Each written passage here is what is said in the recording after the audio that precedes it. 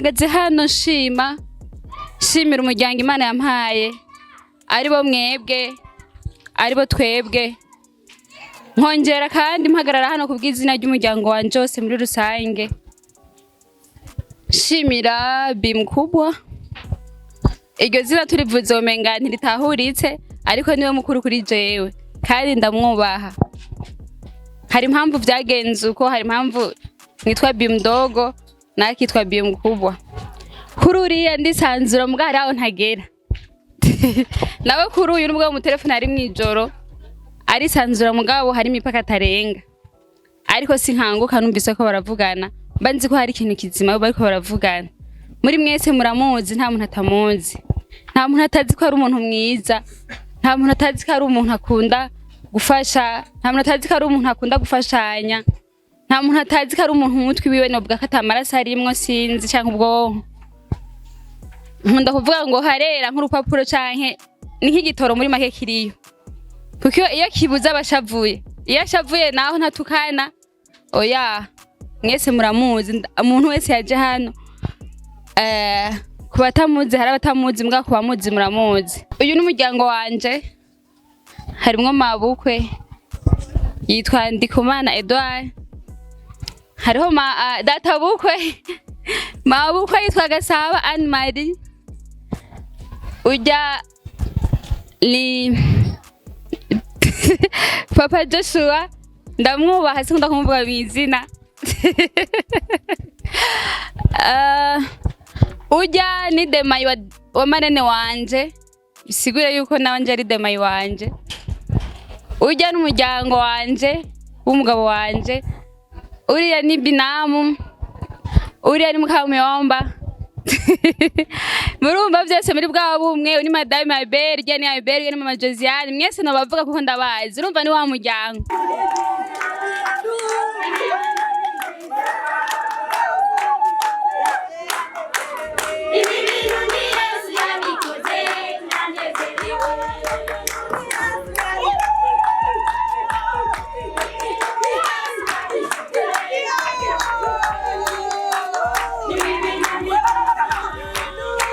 ntavyo nomenya impamvu ari je nahaje je nyene ariko ingorane ni nyinshi ashaka kuba ari n'impamvu z'ibitoro ariko muri abo bagegwa ko n'ingorane z'ibitoro na jewe ndimo kuko urabona ko tani imodoka mfise nga niyarangije ndaza ku kamoto ndagerageza uburyo bwose nshika ahantu kubera ko ibi bintu twe tubaza imisi tubizi haro team group badushizemwo sinzi rero usanga abo bandi batarimwo batanabimenye ku buryo rero tutovuga ngo ntibaje hari ngo usanga batanabimenye ariko ndazi ko bari benshi bari babizi ariko batashogira ngaha nibaza ko byo byabaguye kwiyunguruza kubera ko biraruhisha kugira ugere ngaha ariko nawe mu byaruhisha warimwe ariko wahageze iyo narimwo ariko natazogerageza kubera ko Grace urabizi amateka ya Ben na Grace ni maremare Grace twavanye kure yarashoye kumfasha amasinema menshi rero amaze kuja ku mugabo nararyohewe kuba dusohoye umukobwa hama amaze kuba yaribarutse navyo urumva nundi muhezagiro hama rero jewe nayo byangoye ko ya myanya yanje sinebwaze kumuraba niyo mpamvu navuga ati kurujya munsi ntigerezwa kugenda nta gusiba urumva ko rero jewe nayimba mfise impamvu ituma ntasiba ariko abo bandi ndazi haro benshi bakimba sinema amaze kugira ngaha bamuzi bamaze no kuza kuraba umwana batusanga bavuze ati ntavyo kwirirwa twirusha akazima tumaze kuhagera Abeli uru n'urubanza batari bakwiye gucikwamwo reka tugende mu rubanza kwanza nibaze ndi twaronka kaya turaza kuyaga byinshi bakuzi ba TV nta mwanya uhari ariko je nzorondera Abeli ibi bintu bibi ndabibemeye tuzobiyaga kubera ikare yose ngaha wenyene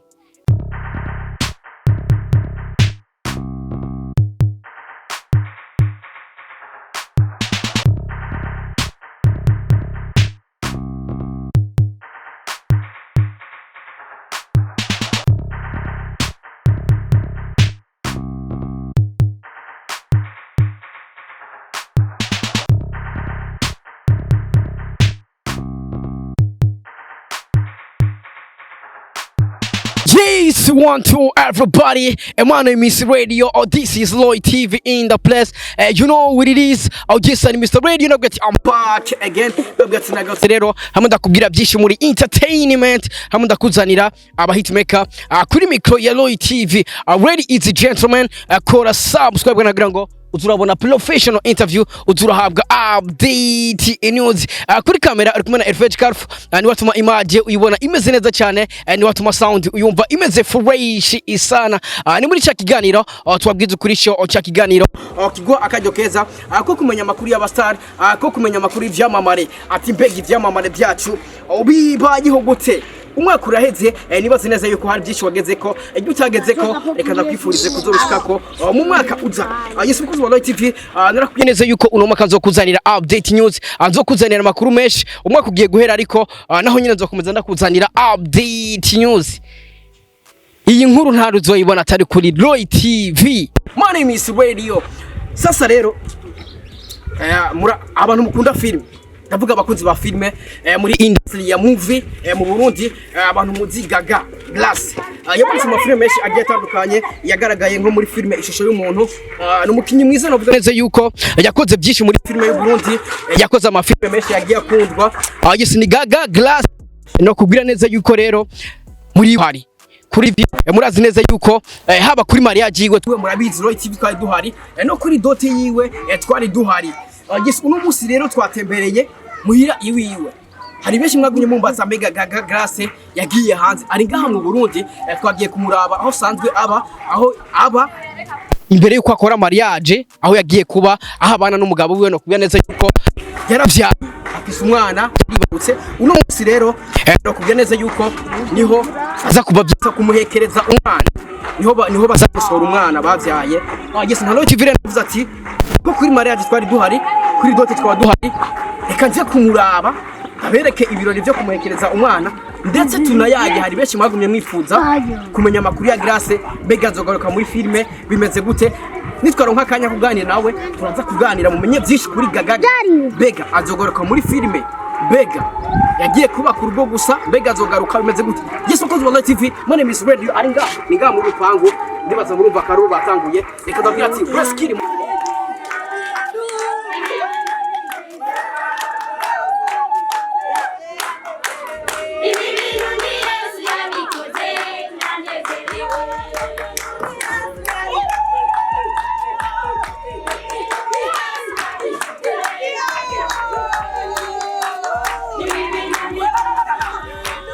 bakuzi ba TV ngo nabikubwiye rero. Hano vuga neza ko turi mu rubanza rwa Glass rwo gusohora umwana, ariko jewe nkihagera nanzi ko nza kwasanga abakinyi ba cinema benshi. Murabizi neza yuko Gaga Glass yamurice muri filime nyinshi zakunzwe zitandukanye. Ruvuga neza yuko yari kuba gushigikirwa n'abakinyi benshi ba movie, ariko uko nabyiteze siko nabisanze. Ariko rero je nasanze umwe mu bakinyi ba cinema, navuga neza yuko ku ruhande rw'iwanje reka ndamwite Mandela muri filime y'u Burundi.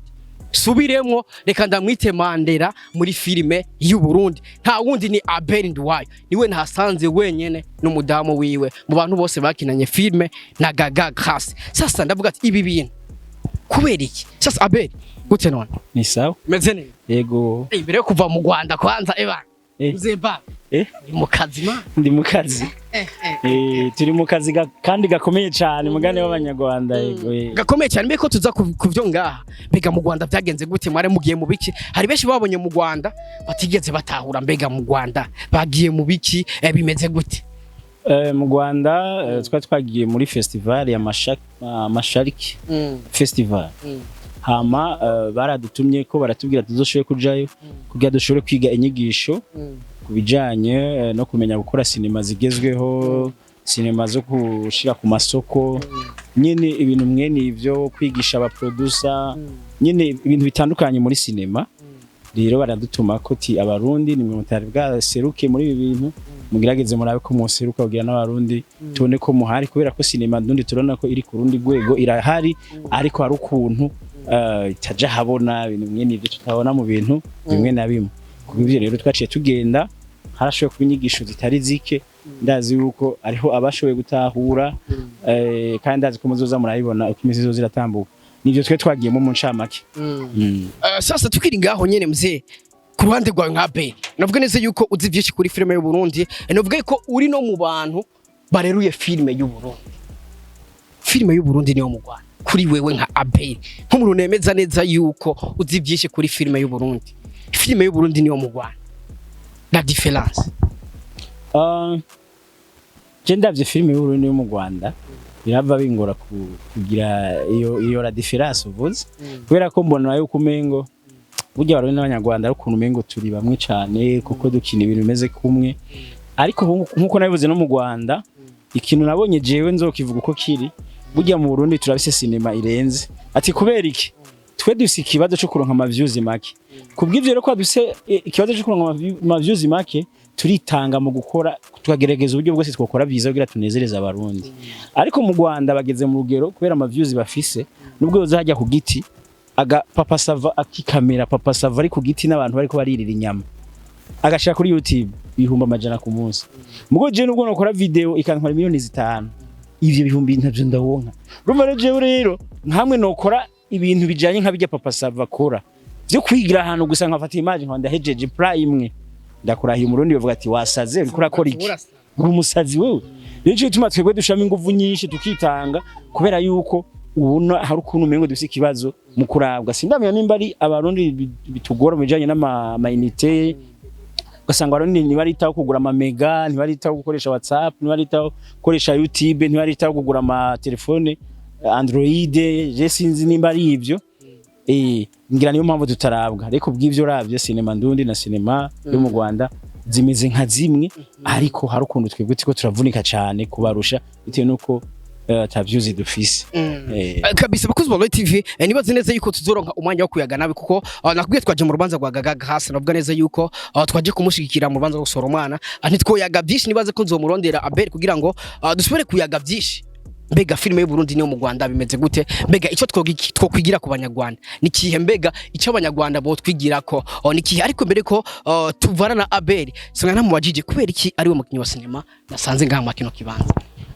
ntavyo nomenya impamvu ari je nahaje je nyene ariko ingorane ni nyinshi ashaka kuba ari n'impamvu z'ibitoro ariko muri abo bagegwa ko n'ingorane z'ibitoro na jewe ndimo uko urabona ko tani imodoka mfise ngaha niyarangije ndaza ku kamoto ndagerageza uburyo bwose nshika ahantu kubera ko ibi bintu twe tumaze imisi tubizi haro team group badushizemwo sinzi rero usanga abo bandi batarimwo batanabimenye ku buryo rero tutovuga ngo ntibaje hari usanga batanabimenye ariko ndazi ko ari benshi bari babizi ariko batashogera ngaha nibaza ko byo byabaguye kwiyunguruza kubera ko biraruhisha kugira ugere ngaha ariko nawe mu byaruhisha warimwe ariko wahageze iyo narimwo ariko natazogerageza kubera ko Grace urabizi amateka ya Ben na Grace ni maremare Grace twavanye kure yarashoboye kumfasha amasinema menshi rero amaze kuja ku mugabo nararyohewe kuba dusohoye umukobwa hama amaze kuba yaribarutse navyo urumva nubundi muhezagiro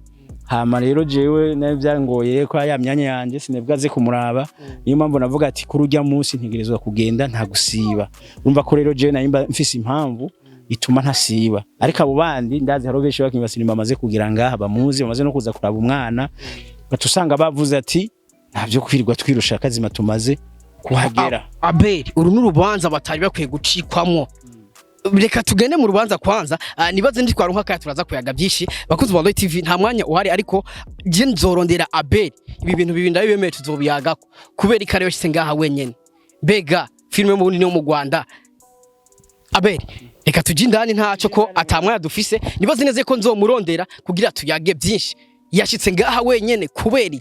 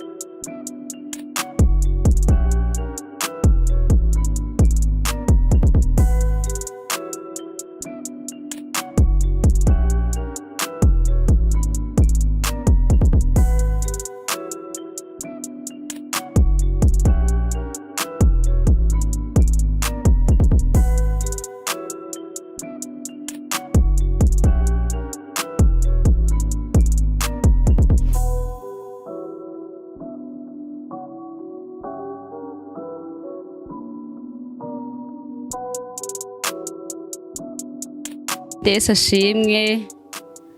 Abandi assalamu alaikum wa rahmatullahi wa barakatuh.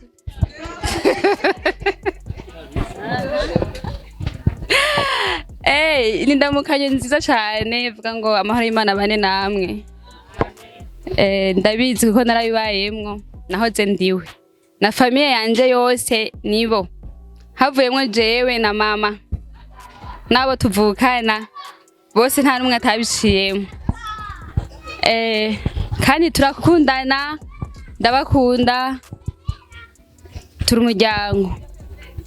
Rero mpagaze hano shimira umuryango Imana yampaye aribo mwebwe aribo twebwe, nkongera kandi mpagarara hano kubw'izina ry'umuryango wanje wose muri rusange. Shimira bi mkubwa, iryo zina turivuze omenga ntiritahuritse ariko niwe mukuru kuri jewe kandi ndamwubaha. Hari impamvu vyagenze uko, hari impamvu nitwa bi mdogo nakitwa bi mkubwa. Kuri uriya ndisanzura mbwa hari aho ntagera. Nawe kuri uyu nubwo mu telefone ari mwijoro arisanzura mugabo hari imipaka atarenga. Ariko sinkanguka numvise ko baravugana, mbanzi ko hari ikintu kizima bariko baravugana. Muri mwese muramuzi, nta muntu atamuzi. Nta muntu atazi ko ari umuntu mwiza, nta muntu atazi ko ari umuntu akunda gufasha, nta muntu atazi ko ari umuntu akunda gufashanya, nta muntu atazi ko ari umuntu umutwe wiwe nobwa ko atamaraso arimwo sinzi cyangwa ubwonko. Nkunda kuvuga ngo harera nk'urupapuro canke ni nk'igitoro muri make kiriyo. Kuko iyo kibuza abashavuye, iyo ashavuye naho ntatukana. Oya, mwese muramuzi, umuntu wese yaje hano kubatamuzi hari abatamuzi mbwa kubamuzi muramuzi. Rero turamushimye, mumubwira ko twashimye cyane, mumubwire ko Berite akomeye aramahoro, mumubwire ko n'umuryango wose muri rusangi turamahoro, mumubwire vy'ukuri ko vy'umwihariko ndabizi nimwebwe mwahabaye. Iyo haba nawe yari gushika kandi mwari kumuherekeza. Mugabo yabatumye ababwira mu mubera ijisho nkuko mubibona. Uyu n'umuryango wanje harimwo mabukwe yitwa Ndikumana Edouard, hariho data bukwe mabukwe yitwa Gasaba Anne Marie, uja ni Papa Joshua ndamwubaha sikunda kumuvuga bizina. Uja ni Demayi wa marene wanje, bisigure yuko nawanje ari Demayi wanje. Uja n'umuryango wanje w'umugabo wanje, uriya ni binamu, uriya ni mukamuyomba. Murumva byose muri bwa bumwe, uri madame Albert, ni Albert, ni mama Josiane, mwese nabavuga kuko ndabazi. Urumva ni wa muryango. Uriya ni Demayi wanje. Yabwiye umwana ngo azohora arira kandi niko bimeze mwijoro ararira nkuko yabivuze. Kandi twaramubwiye na mabuke yaramubwiye ati mubwira umwana kujya yumubwiye areke kurira, areke kubagora no kuri baze bararyama. Yaranse kandi twavyakiriye uko nyene. Niyo ashaka azomubwira nume turacarindiriye ntuzi. Hari isaha agera akakarira sinzi ko iyo sari yabivugiye ko mugumenga hari ku murango, ariko rero yaciye atandukanya arira mwijoro. Rero nukuri turashimye, dushimiye ababanyi, dushimiye inshuti n'abagenzi muri rusange bashoboye kuba mwa kino kibanza. Nukuri turabakunda umuryango wanje, ndetse ko ntanguye kwidegemvya nanje ndazi ntazonya nkira ndamubwiye yuko ngiye kwitaba umwe muri mwebwe. Ndazi ndambwiye ko ngiye mu rubanza bumwe muri mwebwe bizoba amahoro. Rero mwakoze aho mwakuye, Imana ibasubirizeho, n'abataje mwababereye ijisho. Ndazi ko mufise groupe, mubabwire yuko vyagenze neza, ivyo mwagaye mutubabarire. Ivyo mwagaye mutubabarire, ivyo mwashimye mubitwara uko nyene, ariko nivyo mutakunze mutubikira akabanga munyegeze. Mushikirize inkuru ariko ntimushiremwe ibirungo. Oya, nzaba mukoze. Hama igisigaye dukurane kwa maso, ntidukurane imitima. Mugenda amahoro nimwava hano kandi muturamushirize abimuhira mubabwire ko tubatasha rero muri make turashimye kwa rugushima murakoze